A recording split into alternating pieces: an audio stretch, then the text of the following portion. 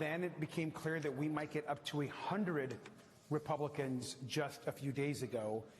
And then, of course, with Trump's complete panic when he knew he was going to lose the vote in a spectacular way, only then did we, of course, see the Speaker and others chime in where the vote became essentially unanimous. And the action, of course, of the Senate. This is a huge win for transparency, for the American public, for good government, but most importantly, this is a win for the survivors of Jeffrey Epstein, who have been demanding action now for years. And so it's a good day for this country, but there is a lot of work ahead of us in the future. And we know that right now, Donald Trump has the power to release the files. He didn't need the vote in the Congress. He didn't need the subpoena that Oversight Committee Democrats placed on the files.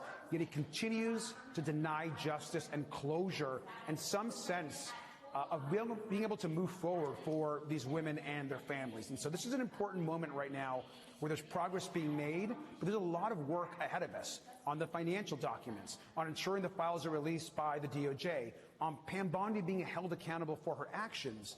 And those are things you're going to hear a lot about in the coming days. If Donald Trump and the White House thinks that we're slowing down or this is over, they are mistaken. We are actually just beginning this work.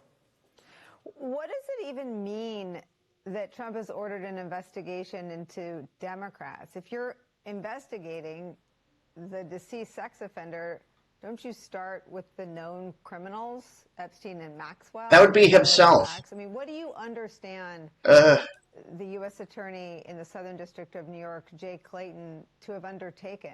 An investigation whose ends are known or an actual... Oh, we know what he's trying to do. He's just deflecting away from himself.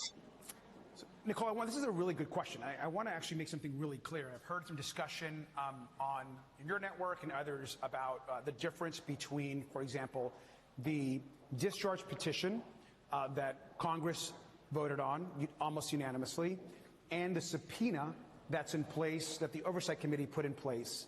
They both ask for the same things, which are full release of the documents. Pam Bondi, in the clip you showed earlier, said, well, we've already released 33,000 documents.